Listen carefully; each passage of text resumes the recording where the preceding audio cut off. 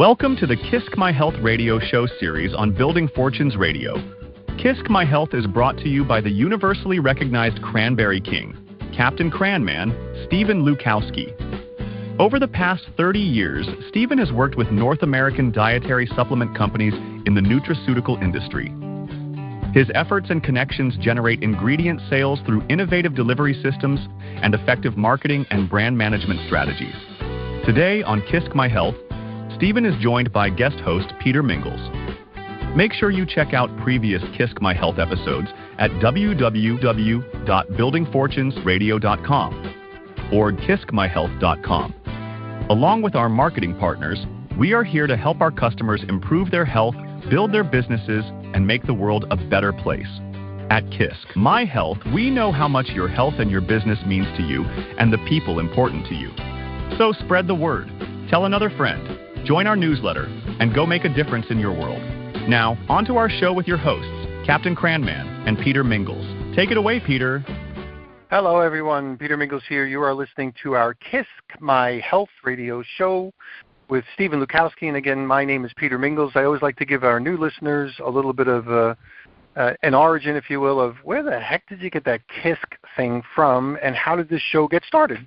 Well, a long time ago on my radio station, Building Fortunes Radio, I had a special segment with a gentleman named Attorney Jim Turner. So he was an attorney over in Washington, D.C. They ran an organization still in business called Citizens for Health.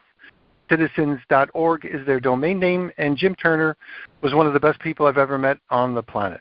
He was an attorney forever. He started the very beginning of Citizens for Health in 1993.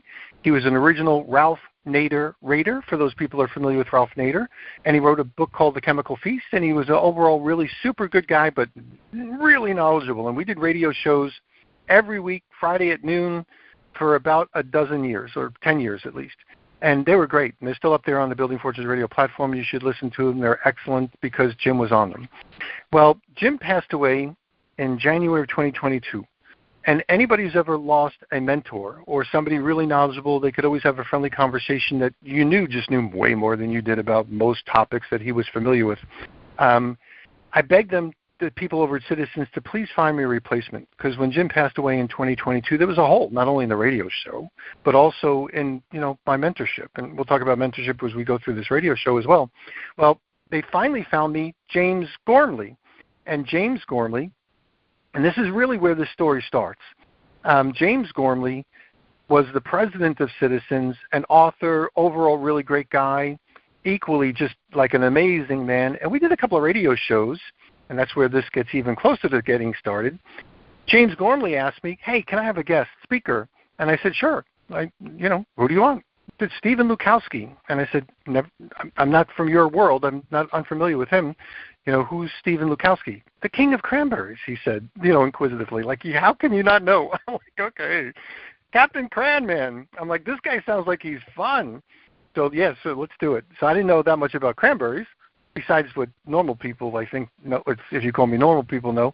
And Stephen did a great radio show on cranberries. I was never so excited about cranberries in my whole entire life.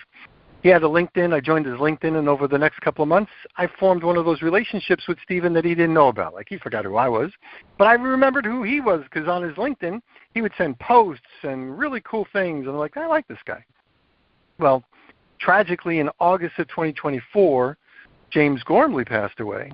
I'm getting to that. So James Gormley passed away, and that was really tragic because I decided that, I got to call Stephen, because even though he doesn't remember me as much as I remember him, I know he knows James Gormley. So I called him up, told him he already knew because he was working with James Gormley at the time, and he said, we got to do something for James. I agreed. Can't let someone like that go, unremembered. I agreed. Let's do like a memorial radio show for James Gormley. And somewhere in that conversation, I said something about, I'm doing this KISC thing. KISC for me stands for Keep It Simple Circle. It's a training that I've always done. I kind of invented it. You could, it's just, if you work for me, you know what I'm talking about. So I said, the KISC training, the Keep It Simple Circle. Stephen said, wait a minute, let's do this. We'll do a KISC My Health, radio show series. And I said, okay. And I said, okay. He says, well, I know a lot of people. This is Stephen. I know a lot of people who are in the natural ingredients industry that they need to have their voices heard about now. Like, they're alive. They're making a difference in the world, and I know a lot of them. And we could do this. And I said, I'm all in. So I bought KISCMyHealth.com, KISC myhealth.com. And when I bought that, we started. And I said, Stephen, KISC for me stands for Keep a Simple Circle. What does KISC for you stand for? And if anybody knows Stephen, he's super creative. He's like, oh, this piece of cake is going to stand for Key Influencers Super Champions. And that's always a lot of fun. And then sometimes he talks to people that run corporations, so KISC stands for Key Influencers Super Corporations. And in December of 2025, we had all these Canadians on, because Stephen's from Canada. And all these Canadians are great, so KISC stood for Key Influencers Super Canadians. So whatever KISC stands for this week, it doesn't matter. It's good because Stephen Lukawski is here. And we're kind of launching Planet Cranberry, and you'll learn a little bit more about that as we go, but we're here all in with Planet Cranberry as well, and Stephen's into that, of course, and he'll maybe sprinkle some of that information in this radio show too. But Stephen Lukawski, I want to say thanks to our corporate sponsors, thanks to our active and our passive listeners. Hint, hint. A passive listener is someone just listens. An active listener is someone that shares, so thanks for all our active listeners, and I want to certainly say thank you, Stephen, to you, because if it wasn't for you, we would never have all of these 100-plus interviews that we've done so far on KISC My Health Radio. So, Stephen, take it over.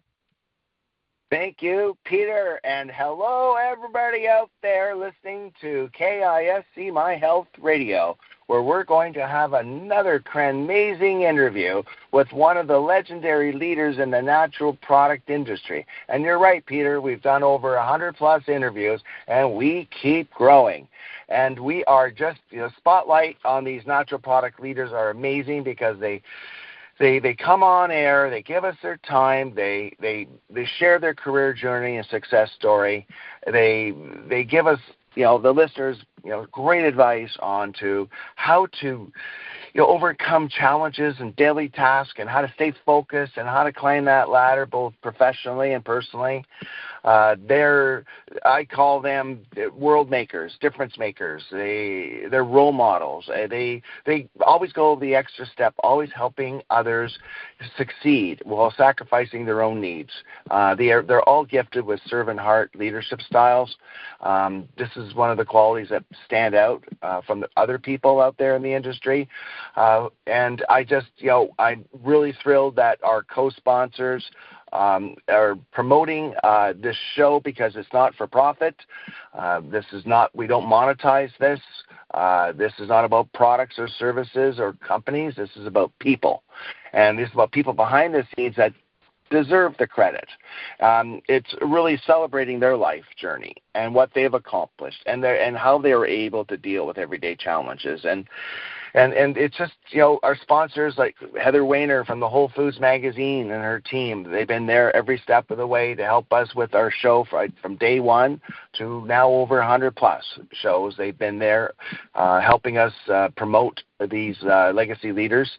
RFI has stepped up to be a sponsor, and thank you, Jeff and the team over there, Paulo and Tricia, for the great work that you do at RFI and for being a part of our success story. And then Pure Organics, the sweetener company, they're leading the way in organic sweeteners.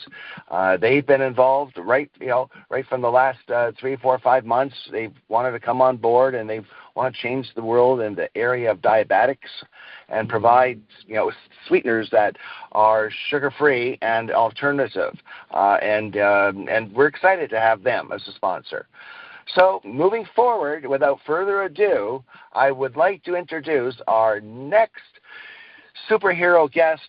And, you're right, Peter. KISC stands for Keep It Simple. It's a circle for you, and for us, it's Key Influencers, Super Celebrities, or Super Champions. But Greg Cumberford, welcome to the show, Greg. Thank you for joining KISC My Health Radio.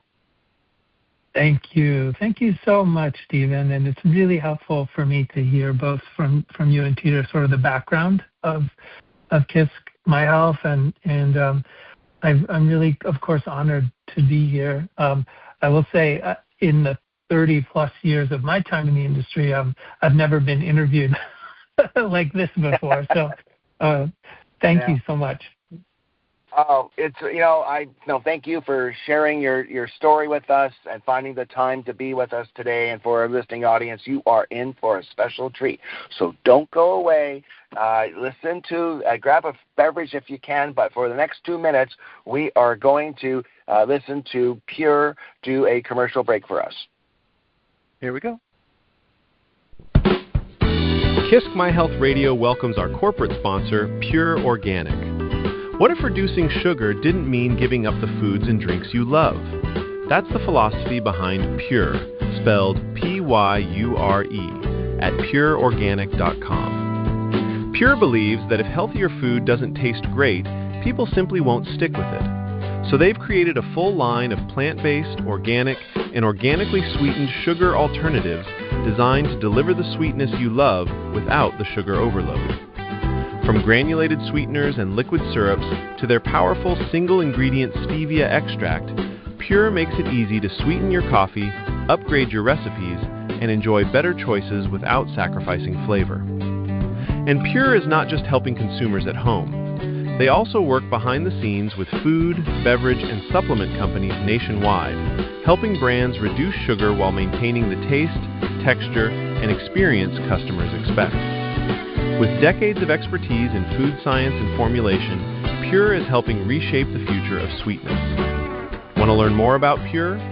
See their full line of products, discover their story, and explore what makes them different at pureorganic.com. That's P-Y-U-R-E organic.com. Visit pureorganic.com today and taste the future of sweetening. At KISC My Health Radio, we want to thank Pure for being our corporate sponsor. Now back to our show. Take it away, Peter. Okay, let's get started. Mr. Stephen Lukawski, what a great commercial. Thanks, Pure, for being one of our corporate sponsors. Up and away as Captain Cran Man now has the opportunity to interview Greg Cumberford. Greg, there's a lot of people out there saying, who is this guy? Why is he on the air? What has he done for 30-plus years? And those are people even in our natural product industry wondering this, Greg. So if I can, let me just share with our listening audience before we begin the interview a little background of you, of who you are and what you've been doing for 30-plus years. So Greg has a 30-plus year career as a natural product industry executive and a thought leader in regenerative, vertically integrated botanical wellness solutions, including one of my favorite ingredients, ahi flower oil. He serves as a science and business development lead with Nature's Crop International, having joined senior management in 2013. His career spans clinical study design and management, botanical products farming, manufacturing, and quality management, R&D, and nutraceutical product innovation. Greg regularly speaks and authors the industry and peer-reviewed papers on plant-based health science, R&D, and regenerative supply chain sourcing. He is the vice president of Bent Creek Institute, Inc., based at the North Carolina Arboretum. He serves on the Science Committee of Women in Nutraceuticals. Yay, go, win, go! And is a sponsor of the Sustainable Herbs Initiative. He and his family reside in Oregon's Willamette Valley at Mandorla Farms, a nature preserve and horse education rehabilitation center in the Pacific Northwest, which I want to hear more about, Greg. He enjoys culinary travel and backcountry hiking, painting, poetry, and eco-philosophy writing. Having founded a book publishing house, Kivaki Press, in the early 1990s, Greg has a BSc degree in environmental earth science from Stanford University and Phi Beta Kappa. Right? So, Greg, what a journey so far, and your best years are still ahead of you. You're still young. Well, I'm in my 60s, but I still feel young. Yeah. Hey, listen, we're all three of us, Peter, you and me, we're in our 60s. And, for me, I'm a 30-year-old man trapped in my body. And I feel alive, I feel great, and I feel like the younger kids keep me motivated. They keep me polished. My tools are always being sharpened in the box with the learning, because I want to be teachable every day. I want to learn. I'm a SpongeBob. So, Greg, I know for sure what you are doing is changing the world, and I want to hear more about it. But we will not let age define us. No way. All right. Yep. Very excited about the future for us. But so, Greg. Yeah, okay. So, Greg, let me ask this question. I always thought, Nature's Crop, is it a Canadian company or a U.S. company? Well, it's both. The headquarters is in the USA, but the majority of our employees and our operations are in Prince Edward Island in Canada. So it's a I guess you'd say a subsidiary, Nature's Crops Limited in Prince Edward Island, and then the corporate entity is in North Carolina, actually, in the U.S. Okay. So really we're a North American company here, Nature's Crop International. Now, are you an American or are you a Canadian? I am a U.S. I'm American. Okay. All right. So let's talk a little bit about that. So you were born in the U.S. then? Can you tell us a little bit about, your background, where you were born? Yeah, sure. I was born in Pasadena, California, but I grew up mostly in towns in coastal Connecticut on the East Coast, living near tidal salt marshes and rocky beaches of Long Island Sound. That's where I grew up. It was a pretty idyllic middle-class childhood. I spent most of my time outdoors and in and around boats and swimming and skateboarding and biking everywhere with friends. I was doing team sports like baseball and soccer and hiking in forests and around reservoirs, that kind of stuff. And from an early age, because I was spending so much time in nature, I was kind of learning from watching things like watching seabirds and fishing for snapper and digging clams and mussels and, listening to my free-thinking parents and their friends in the 60s and 70s, talking about wild ideas of how we were going to change the world. Well, let's talk about your parents for a bit here. Mom and Dad, what did they do? And did you ever get a chance to visit with your grandparents? I did. It's a little complicated with me because my mom and my stepfather were both from California. I actually never knew my biological father. So my grandparents really were just on my mom's side that I knew. But my mom and my stepdad grew up in what were in the 1940s sort of primarily farm country, although one was in Southern California and one was in Northern California. But they were also just much more oriented towards being connected with nature and the elements. And I think that has definitely played a key role in my life. Both of them are still living, but they're living separately. They're in their mid-80s, and unfortunately both have dementia. But they really taught me some key values that have really stuck with me throughout my life, and probably the most important ones are things like keeping my word and being trustworthy, and working diligently towards ambitious goals, believing in myself, and striving towards my dreams, my true north. They really taught me to, like you just said at the top of this, to keep learning. Always view life as learning opportunities, and including from failures and disappointments. And I remember my dad saying to me when I was a boy that health and trusted friends are the greatest forms of wealth. And that has always really stuck with me. And for my mom, I would say that in the quiet and the kind of awe of nature lies a source of our physical and spiritual renewal. And that's always been true for me as well. And we always had dogs. So I've always had dogs my whole life. And what kind of dogs did you have? Oh gosh, I mean, we've had retrievers.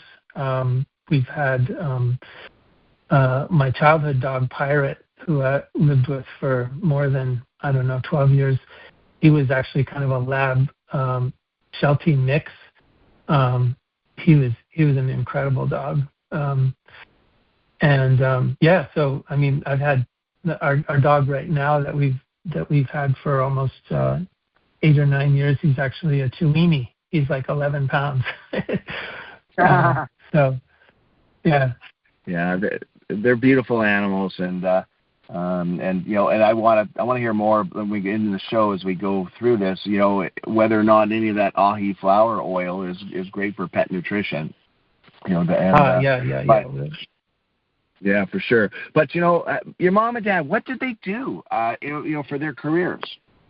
Well, my father was actually quite varied. He was an entrepreneur, but my mom and the man who I call my father, my mom was actually divorced twice and married 3 times by the time I was 9 years old. It was a bit of a I was exposed to a fair amount of uncertainty and a lot of kind of logistical movement, a lot of plans not working out. But in my childhood, but my mom was a boat person. She grew up as a boat person, and so during this time, she was actually working as a yacht broker and as a boat charter person to do charters down into the Caribbean. I actually lived for 2 years as a young boy on a sailboat in the Caribbean. Wow. And that was a big formative experience for me. But, her unconditional love for me and my younger brother, and her persistence in sort of, staying true to the things that she truly loves still informs my attitude in business. Because business is so much about relationships, about communicating clearly and, staying true to a shared long-term vision. And my early childhood with my mom, and then later with my dad when I was about 9,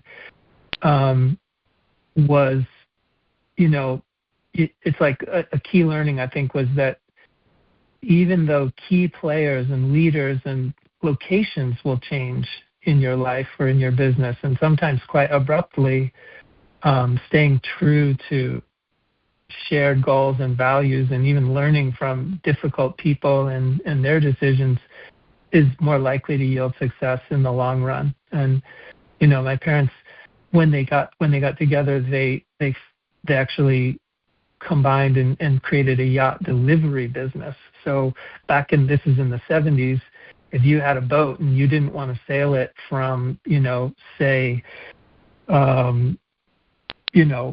New Brunswick to somewhere in the British Virgin Islands, you would have to hire somebody to do that. And so they had a company that did that.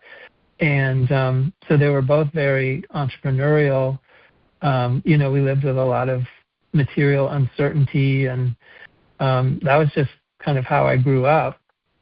And my father, whose surname Cumberford I took when I turned 18 years old, he was a naval officer in Vietnam.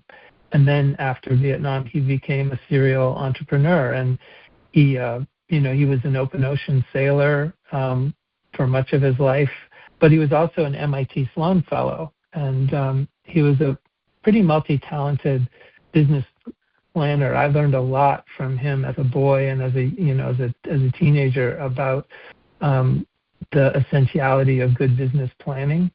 And I learned a lot from him about, just risk-taking and entrepreneurship and, kind of being on the leading edge of innovation. And I also learned from his life experience about, how hard startups can be and to run successfully. So, those are some of the core things. Well, thank you to your father, your stepfather, for his service and what he has gone through, and to be able to because that's resiliency, to be able to take those memories, put them aside, and create new ones in the world of the business. And because not everybody's got cut out in the business world. You need a strong stomach in the business world, because there's more. There's things you just don't learn at university or colleges in the business world today. And you need to be streetwise. And agree. Today. Yeah, and your mom sounds like a free spirit, she followed her dreams. It seems that being on the water was her passion. Yeah. It absolutely was, and absolutely always has been. She still lives close to the water, but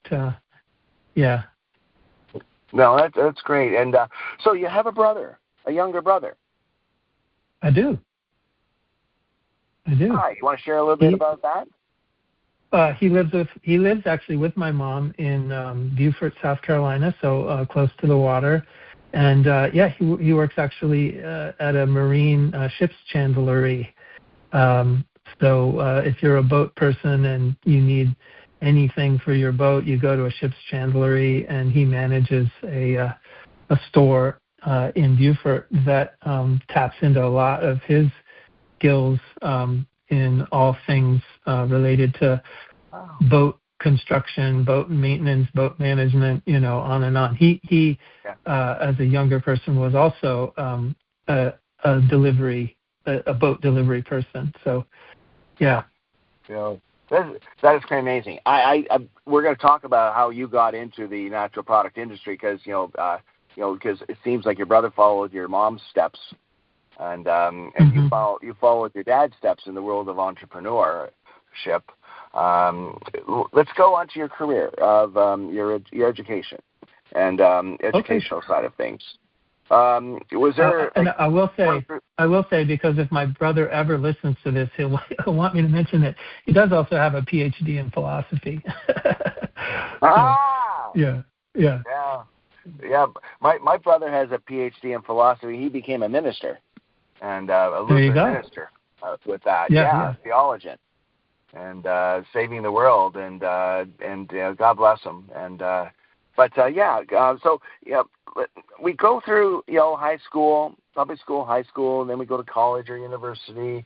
Was there, during that time period, was there a teacher, a coach, or a mentor that had a major impact on your during that time period? I had a lot of. I was really blessed. I really too many to list, but I had many junior and senior high school teachers who were interested in me and really instrumental in forming my interests and my work ethic. And I was a person who was doing all kinds of things like a cappella singing and acting in plays, learning new languages and playing sports, and I just had a really great sort of ground team of teachers, and I think this all kind of impacts how I still approach new challenges in my business life, and how I mentor others as well. I just feel like even though I kind of came from a sort of rocky start in my upbringing, it was my teachers, my art teacher, my history teacher, some of my English teachers, they all really helped to form me, and my openness to learning and taking on new things. It seems that your teachers, they saw, as a lot of teachers do, the potential, the talents, the skill sets that you had. Yeah. And it sounded like they also could have been maybe your rock and your island. Someone steady in your life at an early age that could guide you and yes. help you peel back the onion of who you are and what you're capable of doing, so you could see that in the mirror of yourself. Yeah. I had an 8th grade science teacher. His name was Fred Bump, and he was very much like that. In high school, I had a history teacher, Dr. Woodruff, who was very much like that. He just, I had a lot of people who really engaged me where I was in my process, and I appreciated that so much. Yeah, I think, we need to really have a confidence built at an early age. And, because growing up is not easy. It doesn't matter, given your childhood background, everyone has a history. And how we start out is not necessarily how we finish in life. I always say that, that it's not how you start, it's how you finish. And what you do with your gifts and your blessings that the good Lord's provided us. And to be able to touch the lives of other people along your journey. And to leave a footprint in the sand, all right, to make this world a better place.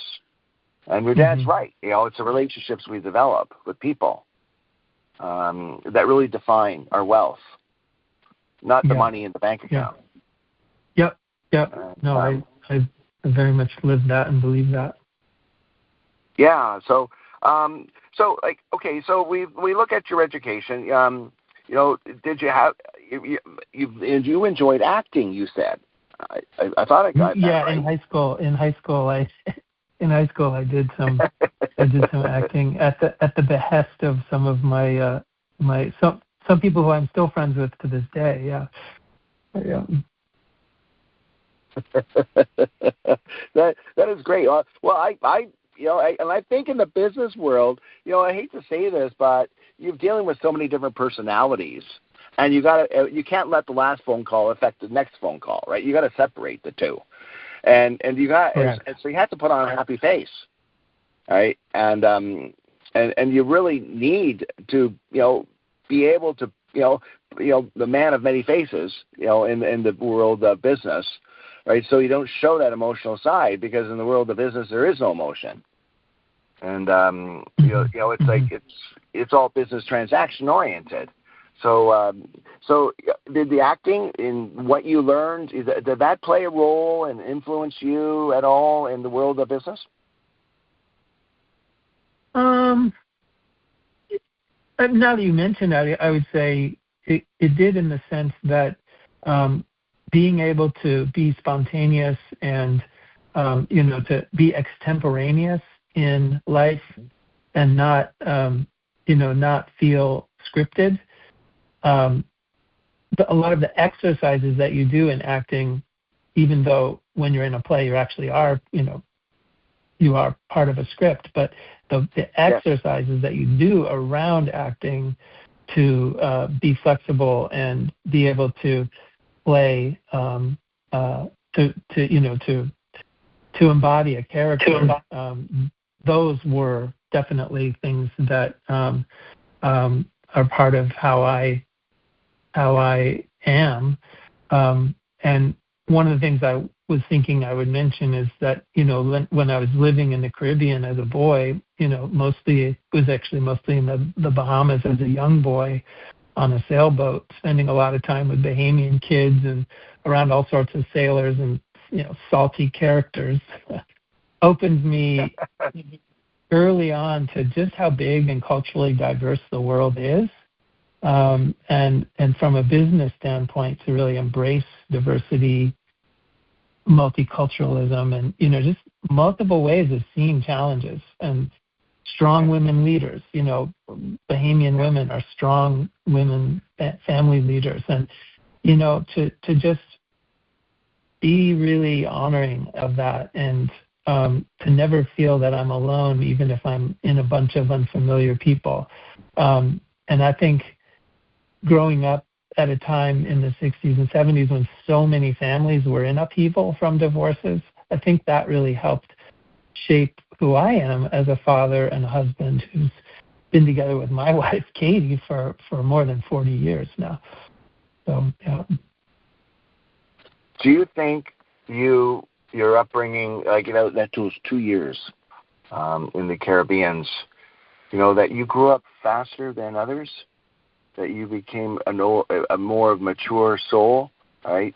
Yeah, I do. I mean, I learned how to read and write at ages 4 or 5 and into 6 because I had to, and we actually had a little manual typewriter on the boat, and I learned how to type. Wow. Just plunking away at the keys, and I think it definitely was a head start type of experience. Okay, so let's talk about Bill, those are survival skills too, right? Those are skills that we need today, of toughness and resiliency and how to weather the storms of life. Yep. You've been able to deal with those issues at an early age and carry that forward, right? Yeah. And I'll just mention it because you mentioned it, but one of the first things that happened when we left New England in this old wooden sailboat was we were in a gale. We got knocked down, so that the mast was completely in the water, and this was in New York Harbor, and that was a formative experience for me because we literally were like on the verge of sinking, luckily it was a very fast blowing like derecho type storm, and so we got through it. But that was to me was a pretty powerful experience of unexpected, all hands on deck, everything going in chaos, and then getting out on the other end and surviving it. Yeah, there's a real eye opener when you look at your childhood. Sometimes we you look through life and we have 9 lives, right? You look at circumstances as you grow older and what you went through and how we walk through those time periods that really make us a stronger person. And what do they say? What doesn't kill you, it makes you stronger out there. Mm-hmm. And I truly believe life is a stepping stones, and from the childhood to your university years or college years. Can you share with the listening audience your university or college years, how that helped you prepare you for the business world? Yeah, sure. So after public high school in Connecticut, I actually attended a very unique 2-year college in cattle and alfalfa ranch in the high desert of Eastern California called Deep Springs College. And I went there straight after high school, so I had no summer. I went straight there, and then lived and worked at Deep Springs College for 2 years, learning everything from alfalfa farming to horsemanship and slaughtering cows and pigs, and plumbing and electricity and lots of practical skills, and in the context of a liberal arts education.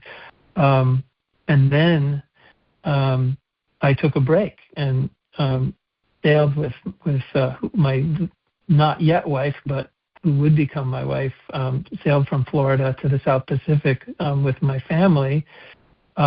And then I came back to the U.S. and transferred to Stanford University. I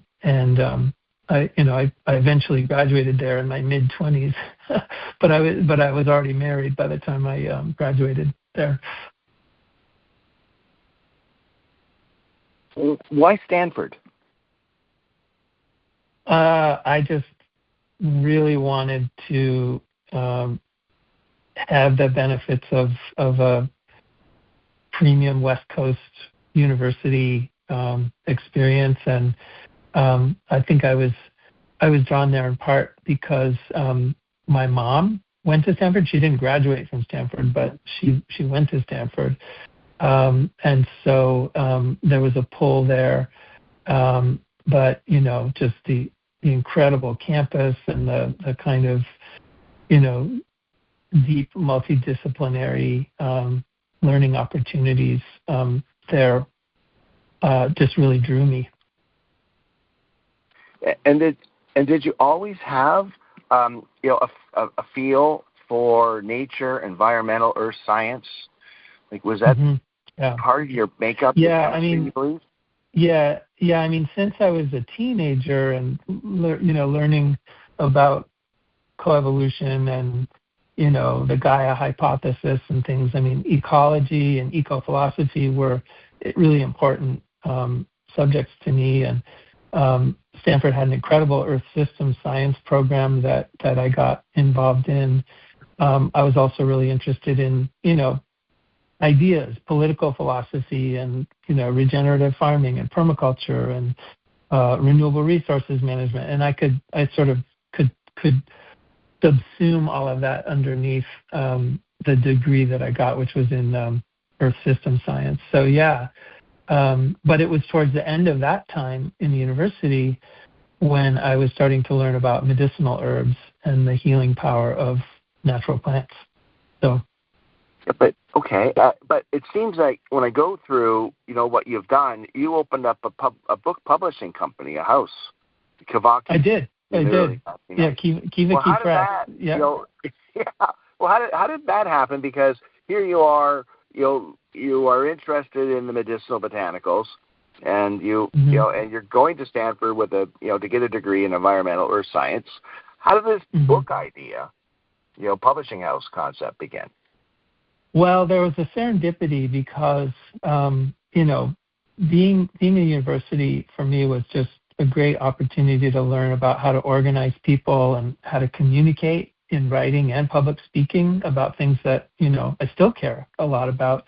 But I was a co-organizer of a major environmental conference there called the You Can Make a Difference Conference for Earth Day 1990, or the lead up to Earth Day 1990. And this happened to be in the late 80s when desktop publishing software and the whole process of digital prepress was starting up, and it really gave considerable advantage to people who could do this in getting books and journals published. And so I just cultivated those skills, and that got me thinking about helping to amplify the voices of other authors who I could publish their work. It was the serendipity of being in Silicon Valley right when the first digital prepress tools, laser printers, et cetera, were all coming out.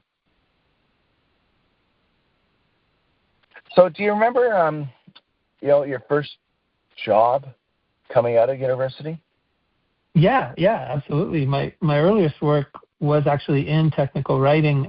Stanford had a Department of Environmental Health and Safety, and they needed someone to revise the university's entire health and safety manual. And so I was like, that's a job for me. So I did that. And then I actually, before Kivaki, I formed my own little digital prepress company called Acacia Prepress. And because of my wife, Katie's earlier collaboration with Rick Scalzo, he's the founder of Gaia Herbs, and she was the very first employee of Gaia Herbs. I ended up collaborating with Rick and publishing some of the early, like naturopathic and botanical medicines journals that we did entirely from a digital prepress platform. And so that was how I actually dipped my first foot into the natural products industry. So do you think that the natural product industry found you, or did you find the natural product industry? It was both, because Katie and I had already been studying permaculture, and she was wanting to move from her background in performing arts into medicinal herbs. And so through a friend of a friend connection, when we were bouncing around in the South Pacific, a friend of a friend connection said, when you come back to the States, I have somebody I think you'd like to meet. And it was Rick. It was Rick Scalzo. When he hadn't yet formed Gaia Herbs, it was a company at that time called Elixirs of Life, and he was doing it all on his own, and he needed a production assistant, and she became his production assistant, and that was right at the beginning of Gaia Herbs. Wow, you think about that. You are right at the beginning, the first inning of Gaia Herbs history. All right, walking in, and what a great way to start a career with knowing where Gaia is today. Yeah. I mean, it was real serendipity, and it was following. Yeah.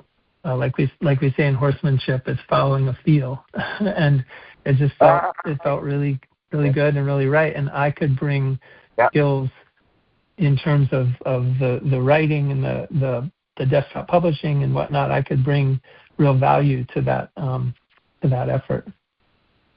Now, and how many years were you there at Gaia? Well, as an employee, I didn't start working at Gaia until 1997, I think. So I was at Gaia for about almost 14 years, over 2 long stints. Mm-hmm. What a beautiful career to work with a company that's changed the face of the world in our industry and still going strong. And still building a community of growers and sustainability and regenerative agriculture. It's like, so at what point did you realize the industry would become your life's work? Well, once I moved my young family to Western North Carolina in 97 to join up formally with Gaia Herbs, and I was responsible for managing its first big manufacturing move from Massachusetts to Western North Carolina. I felt pretty strongly then that this is where I wanted to be in the industry, and it was that initial, before I was actually an employee, but just doing the publishing work with Rick, that really inculcated in me this sort of intellectual and philosophical curiosity, and also just a practical sense of working with medicinal plants. This idea of respecting the world's many plant-based systems of healing and wellness that go back, my gosh, thousands of years into prehistory.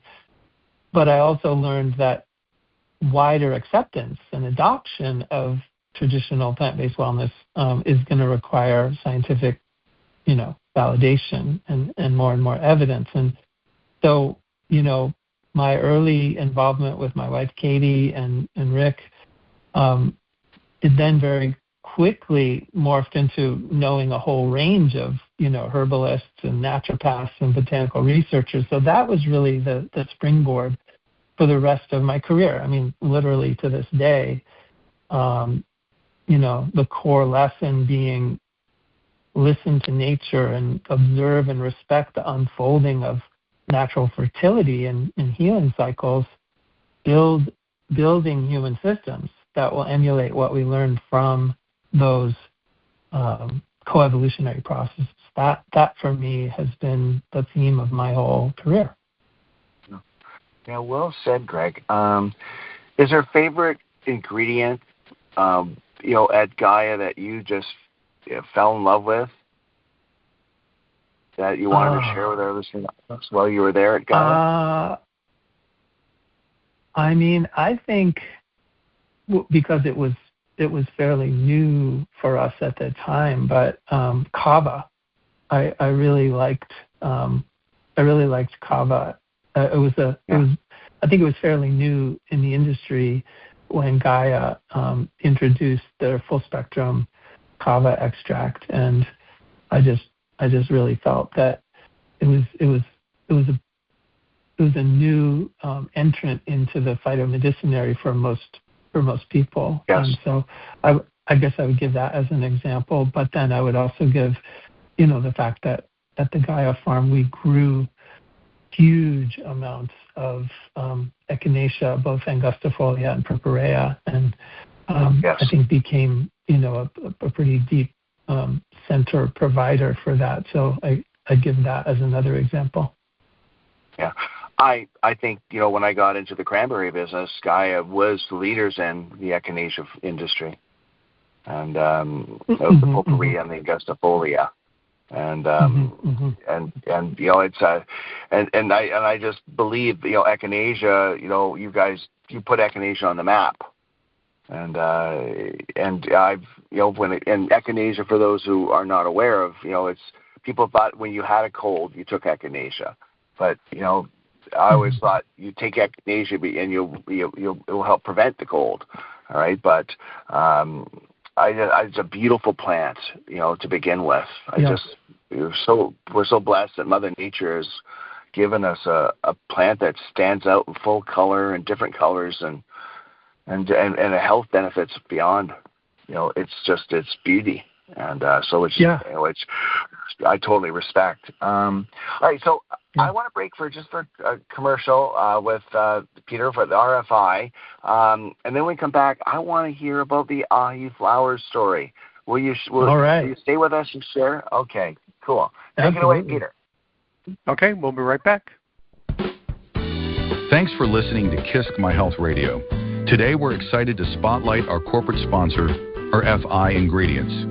RFI Ingredients is your go-to source for premium, natural nutrition. RFI Ingredients is a vertically integrated manufacturer crafting cutting-edge solutions for dietary supplements, functional foods, and beverages.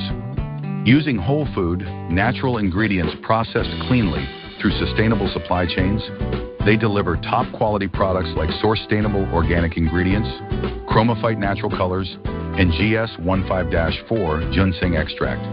Whether it's fruit and vegetable powders, botanical teas, or custom formulations via their Blueprints for Health service, RFI helps you innovate and thrive in health. Ready to elevate your products?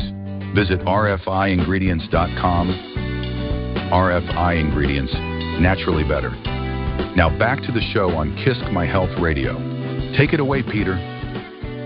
And we are back. Peter Mingils here with Greg Cumberford, and we are talking about different things. I have a couple of quick questions real quick before we change direction. Greg, you had a chance to – I used to be a clammer on the Great South Bay. I grew up on Long Island.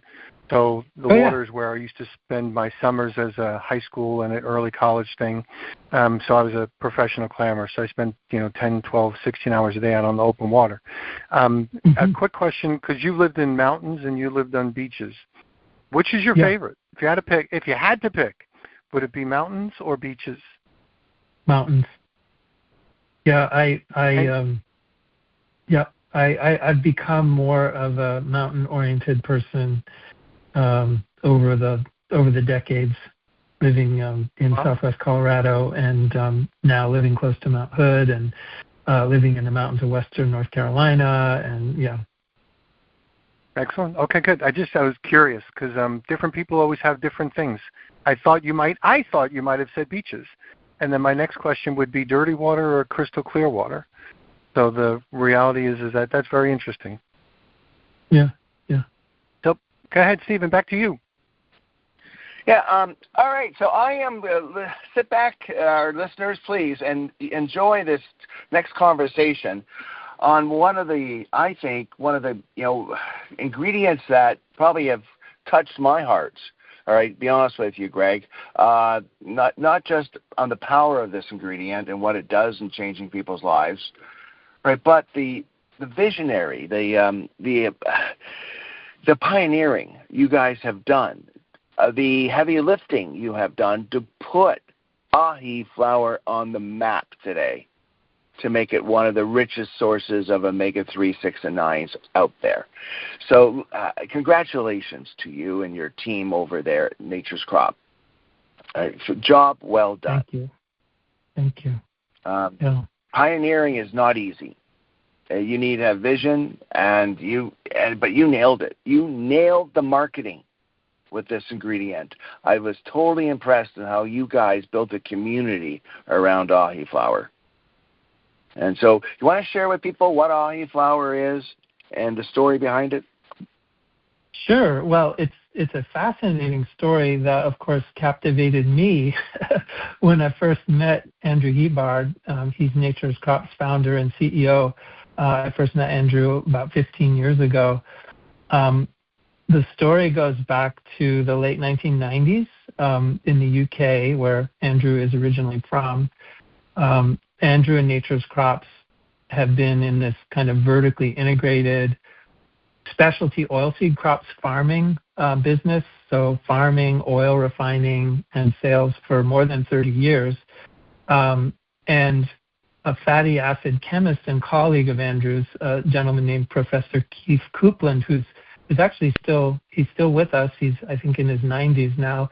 But he was a developer at a company in the UK called Croda of Lorenzo's Oil. So maybe you might remember that movie, Lorenzo's Oil, for a boy that had adrenoleukodystrophy. Well, Professor Keith Copeland was studying this,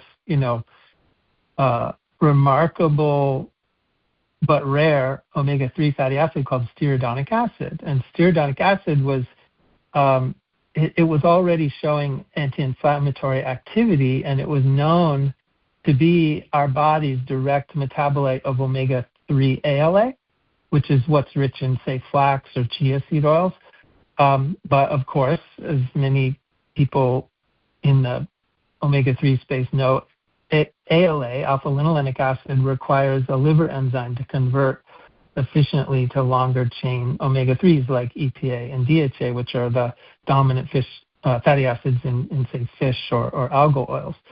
And so, as Andrew Hebard often relates, Keith challenged Andrew to find and develop a rich, novel plant-based source of stearidonic acid, because even then, and this was, about 25 years ago, it was clear that our oceans wouldn't be able to supply enough fish oil to meet global omega-3 intake recommendations for EPA and DHA. So if there could be a farmed oilseed crop that was rich in SDA that could be developed, it could, over time, really help the world achieve health benefits that we associate with improved omega-3 status, but far more sustainably, even regeneratively. So Andrew took up that challenge, and it's a real credit to his vision and his, tenacity through, coming up on 30 years to bring this forward. And, this was in the early days before online search was really a thing. So, he would spend hours poring over plant taxonomy tomes in places like the British Museum, and, he would hit upon dozens of potential candidate plants that are known to contain stearidonic acid. But among the richest sources he was able to find back then were seeds of a diminutive little weed that originated originally from the Central Asian steppes, that's called either stone seed or field gromwell. But tellingly, it's a wheat that occurs in wheat farming. And what is there a lot of in Britain? There's a lot of wheat farming.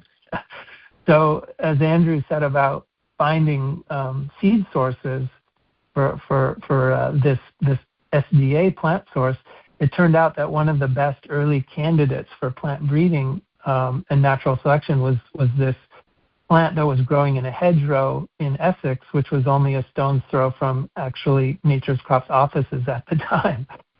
So his team worked hard with many germplasm sources, and including that local plant that they accessed, and they just very patiently, painstakingly converted it from this little weed that would prefer not to grow into the robust oilseed crop that UK farmers are growing today, and earning a premium doing that. So those non-GM oilseed lines that we started out, that Nature's Crops started out, and the oil that came from those became the basis for what is now today trademarked as ahi flour.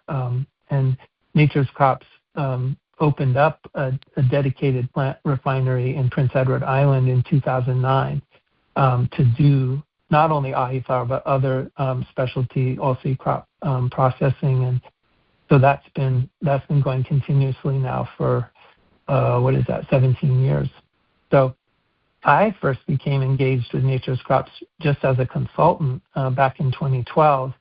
I was helping to write a business plan that was answering a question for Andrew and his board at the time. Should ahi flour be scaled up and brought into commerce as a new omega-3 oil? And the answer for me, of course, was a resounding yes. I was totally taken by this, and so I ultimately joined Nature's Crops in 2013 to help lead the process of ahi flour coming into the industry mostly from a regulatory and science standpoint. Greg, so the oil comes from a seed. So the seed itself is cold pressed, or using yeah. Okay, all right. So we just chemicals. just expeller pressed, filtered. We run it through a light steam distillation process, but that's more to do with just taking out some of the impurities, and so there's no chemical refining or hexane solvent extraction or anything like that with ahi flour. Yeah. So it's very, very, very similar to the cranberry oil. What properties are in the seed oil of ahi flour beyond omega-3? Well, it's nature's richest source of omega-3 by weight at 65%, but it also has omega-6 GLA, gamma-linolenic acid, and linoleic acid, but it also has oleic acid that we associate with olive oil or avocado oil. So when you add up all of those, you're already over 90% of the content of ahi flour. There's a little bit of naturally occurring tocopherols, and there's a little bit of saturated fat, but it doesn't have any other sort of say antioxidant ingredients or polyphenolic ingredients or things like that. It's just nature's richest source of omega-369 at more than 90%. And so what do you do with the seed material left over after? Well, it's getting upcycled. We have lines of products that are in things like dog chews. There's uses in pet and equine areas, then spent seed materials that we can't find a nutritive use for are basically just used as a kind of soil fertilizer enhancement. Right. Okay. So for our listening audience benefit, could you share what the difference is between people have probably heard of flax, they probably have heard of chia, right? And can you explain really why the North Star ingredient is ahi flour? Yes. Well, so the main difference from flax and chia and other, we'll just call them ALA-rich plant oils, is that ahi flour is also the richest source of this omega-3 stearidonic acid and omega-6 gamma-linolenic acid. But flax and chia contain no SDA or GLA. But ahi flour, for its part, has about 75% of the ALA in flax or chia oils. Now, hemp and black currant seed also contain SDA and GLA, but ahi flour has far higher levels of SDA and GLA, particularly SDA. It's like 10 times higher. But why that matters is that, and this is probably the key point of the magic, we'll call it, with ahi flour, is that both the SDA and the GLA bypass the liver's first enzymatic step in converting these fatty acids to their longer chain omegas like EPA and DHA. So our bodies are metabolizing ahi flower much more rapidly into this wider range of anti-inflammatory metabolites than happens with other plant sources, but also other marine sources because they contain no GLA. So ahi flower is this kind of optimal way of priming and supporting the body's natural anti-inflammatory and hormonal balance mechanisms, and it does it differently than either flax or ALA only, but also than EPA DHA only omega-3 sources. Yeah. So, how much oil is in a seed? I know with cranberry oil, we're probably about 10%, 8 to 10% of oil in a cranberry seed. It's so tiny. How much in ahi flower? Ahi flower? In ahi flower is about 20 to 24%. Yeah. Right. So, and that flour at the end of the day probably could be looked upon as maybe as a fiber or a prebiotic. Are you doing any work in that area in gut health? Yes, not with the seed material. Not with the seed materials, but the oil itself is being studied by groups at, for example, like the University of Laval in Quebec City. They published a paper a couple of years ago now that recognized that ahi flower oil, but driven by stearidonic acid, is having this unique gut microbiome mediated effect where the stearidonic acid is causing the beneficial or good microbiota to produce metabolites that have GI tract calming effects and gut barrier integrity effects that would qualify as a prebiotic. So the oil itself is interacting with the gut microbiome and reinforcing, gut-brain integrity and things like that. So that is going on. I know. It's like I've always had a dream of, it's crazy, but I've always had a dream of taking cranberry oil and adding it to ahi flower oil. And one thing we really try to we totally agree, and one thing that we really try to emphasize with people in the natural products industry, both on the formulation side, but also on the people that are looking to innovate or even practitioners can do things in dispensaries, is that ahi flower is this really good functional carrier. Where if you're looking for complementary effects that all have to do with whole body anti-inflammatory response and insulin sensitizing response, those kinds of things, think of ahi flower as a carrier. Think of it as a way of bringing more benefits and more bioavailable omega-3 and omega-6 bioconversion to the table. Yeah. Do you think it can act as a topical for skincare? Yes. We've actually studied this as well at the Korean Dermatological Research Institute, where they did topical applications of a serum, a topical skin serum.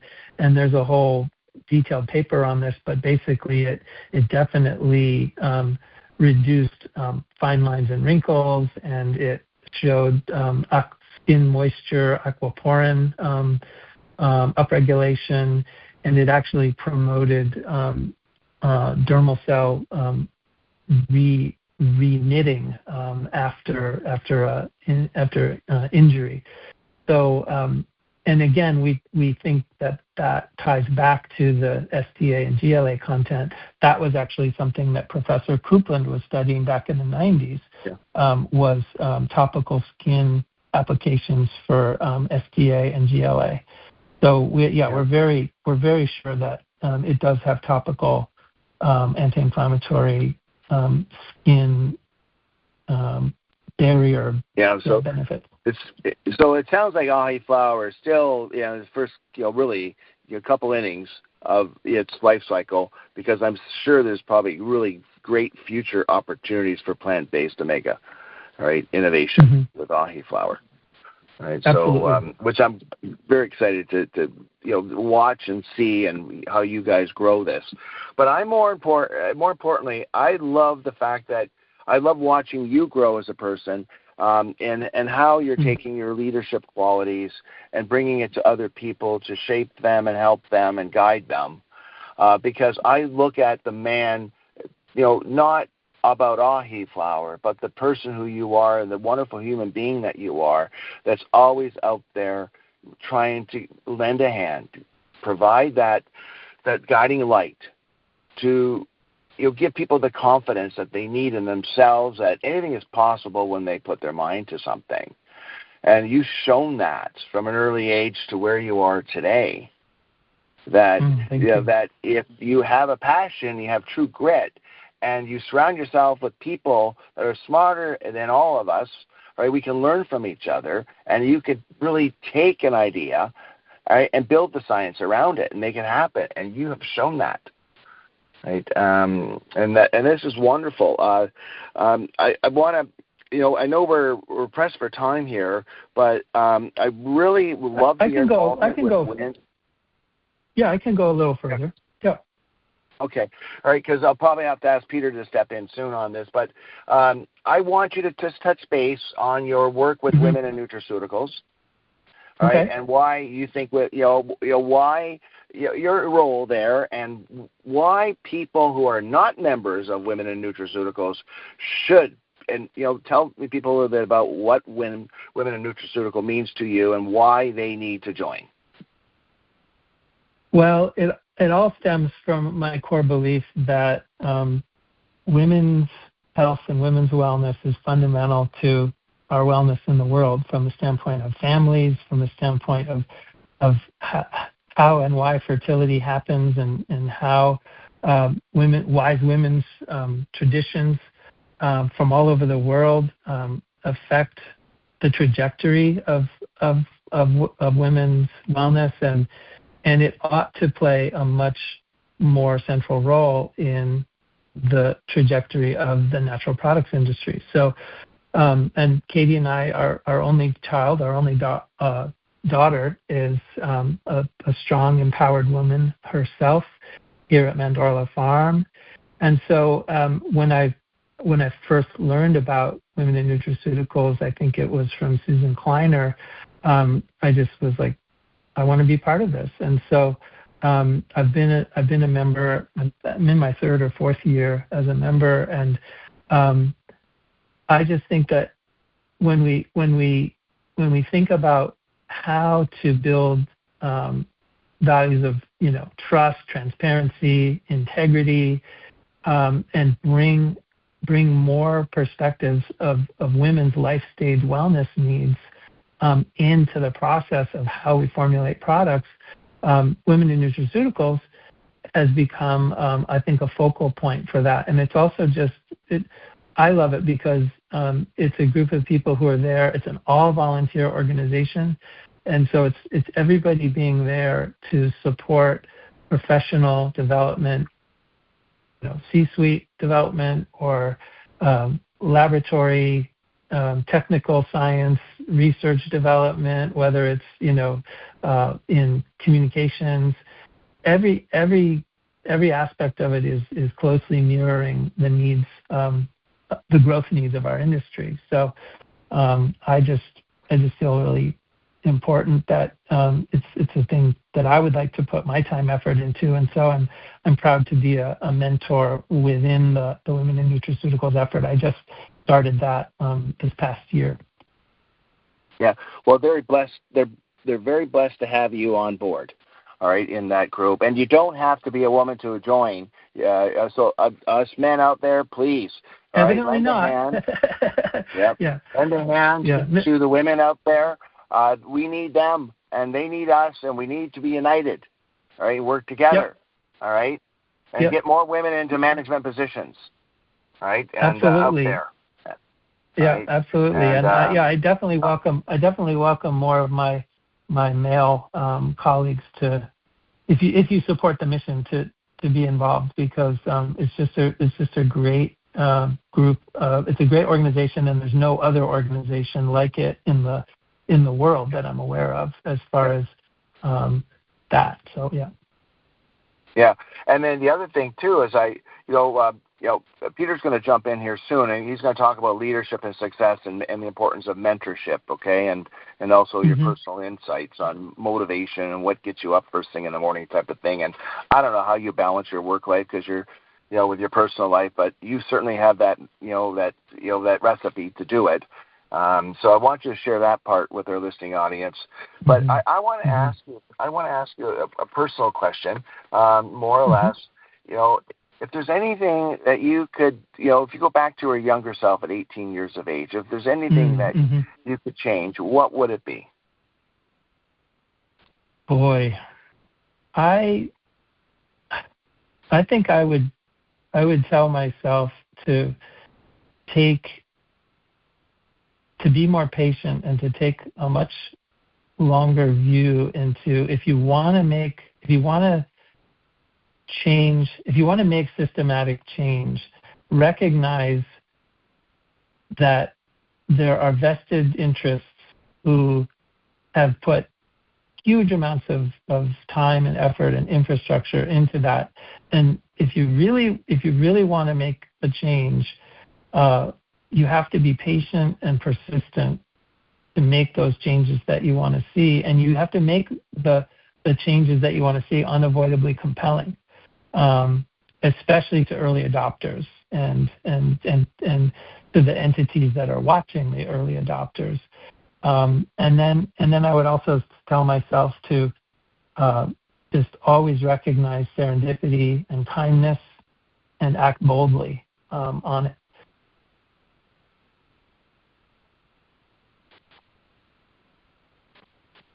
Well, that's great. I guess Stephen might have had to drop off. So he led me with some questions. Oh, okay. I'm here. Go ahead, Stephen. I just loved his last comment. But, Greg, can you hear me okay from your end? Yeah. You're fine. Yeah. I love your authenticity and who you are as a person. Thank you.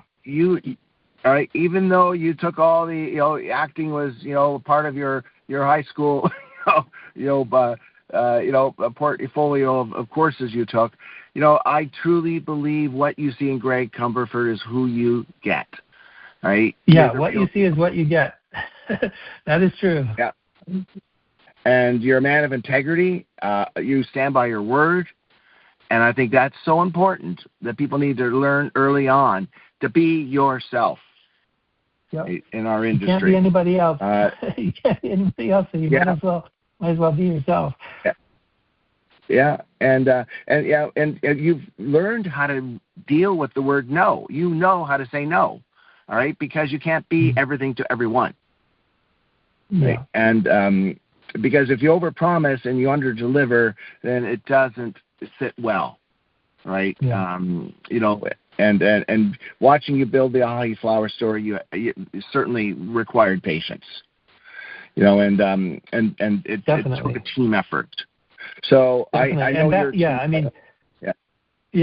I happen to be in a more industry facing role, but I can really say humbly that Ahi flower wouldn't exist if it weren't for everyone from the horticulture and agronomy, all of our UK growers, all of our operations staff at the plant and PEI, on the quality side, on the analytical side, on the production side. I mean, everyone has worked so diligently in the belief that Ahi flower will make a difference in the world. So it's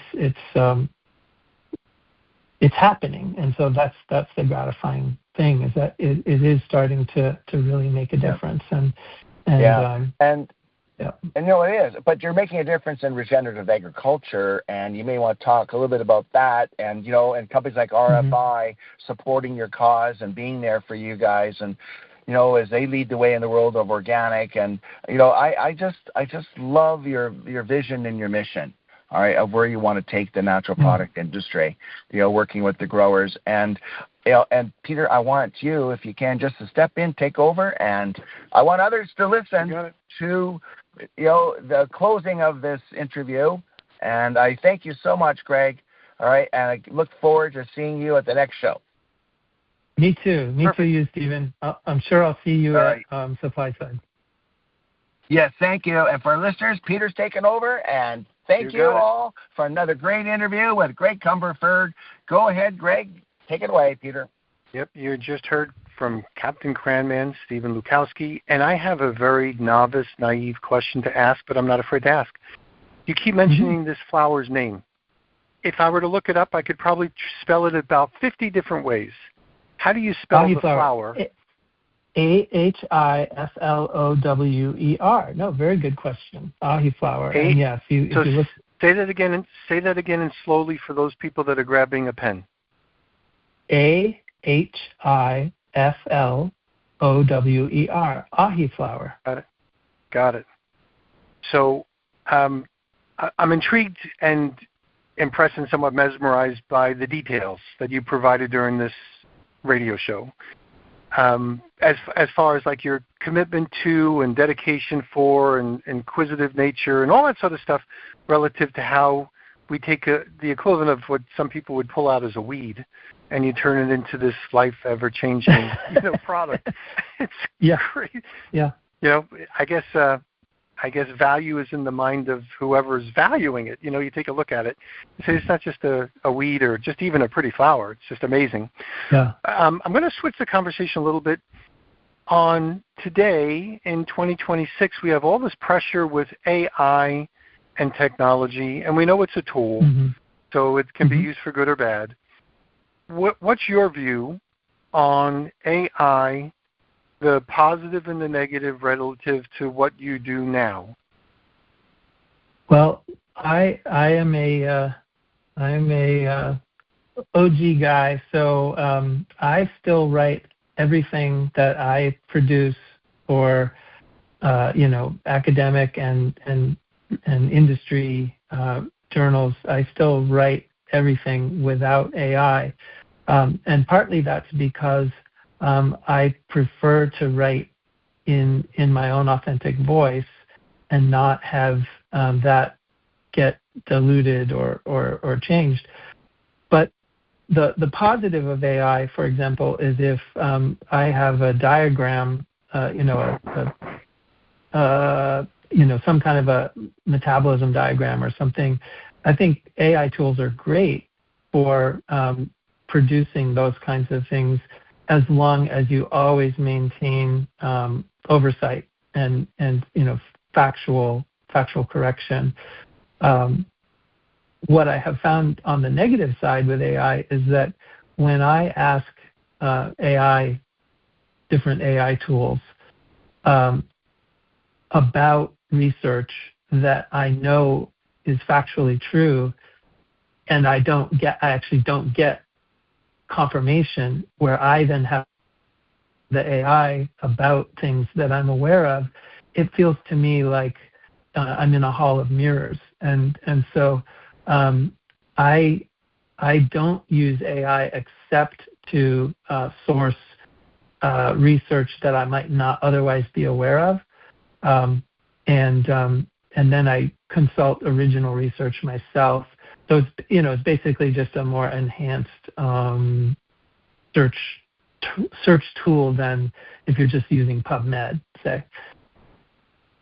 Right. So as a research tool, it's a big question mark. Could be helpful, could be hurtful. You got to, if you know your stuff, you realize that it's flawed, because you can ask a question of something and it comes up with something you wonder, like, where the heck did it get that from? And then you go down that rabbit hole, and then all of a sudden you think it's a pathological liar. So go ahead. And one of our initiatives. One of our initiatives is to train AI about SDA, about Ahiflower, because until we can confidently do search as if we were somebody else, and it still fails to recognize what we know to be true about Ahiflower and ALA SDA metabolism, well, then it's not a useful tool. Right. Okay. So for the younger crowd that's growing up in the industry, and give them maybe some helpful advice if they want to pursue craft here or pursue a career here, or what the opportunities might be. Because it's different. It's like way different. When you were growing into it, it's totally different. You guys were inventing new things that didn't exist, and it was a different playing field, and you didn't have the same competition, and it was just different. So what would you say to maybe a younger kid who's in college right now, listening to this and saying, this sounds really intriguing, I want to make a difference in the world. Like, where do I fit in? Are there opportunities? Is it going to be eaten up by big companies? I'll let you finish my sentences. Well, I'll just say that the natural world is still a huge reservoir of undiscovered effects, of undiscovered biological effects and wellness and therapeutic effects. And so I have young people that I mentor now, and there's just an amazing path of discovery that can happen and that is happening. I mean, a lot of the people that I interact with are, in their 20s and bringing forward advancing research. And so I would say just stay curious, and if there's something that drives your passion in terms of a kind of wellness, that a wellness outcome that you want to be involved in, look to the plants and look to observing the plants themselves and the traditional indigenous traditions as well for discovery. And who knows, you might find the next ahi flower. Wow. Well, I know you have to go. So I want to say thanks for being here. Thanks for Stephen for bringing you here. And I'll leave the last few minutes to you if you have anything you wanted to comment on that maybe you didn't get a chance to comment on. And we can certainly have you back. We can talk to Stephen about that. There's a lot more information, obviously, within you that we could benefit from. So is there anything you want to leave us with, any lasting message? Well, I would just say that this whole field is really exciting. Research, nutrition, innovation, they're all aligning and helping us advocate for integrative whole plant, whole body wellness and true health span solutions, rather than trying to take a pharmaceutical intervention approach that just deals with isolated symptoms. And we still have a whole century of innovation that we can follow and bring about really deep wellness that's in line with personal and planetary wellness. And that's what inspires me, and I hope inspires others. Excellent. Well, thanks so much for being here, Greg Cumberford. We're going to make sure that we have his website and other things in the show notes. And certainly take a look at ahi flower. I've never heard of that before, so the flower that you're referencing, first time listening to me, I would have spelled it wrong a million times. I probably would have had to ask AI for the right spelling. But the reality is thanks for being here, and I want to say thanks to Stephen, and thanks for our Building Fortunes Radio listening audience and our KISC My Health Radio listening audience. You're going to find this on Amazon and Spotify and KISCMyHealth.com and all the other places. Greg, thanks for being here, and I'm going to politely exit our radio show. Thanks, guys. Bye now. Bye-bye. You've been listening to the KISC My Health Radio show on Building Fortunes Radio. Thanks for listening.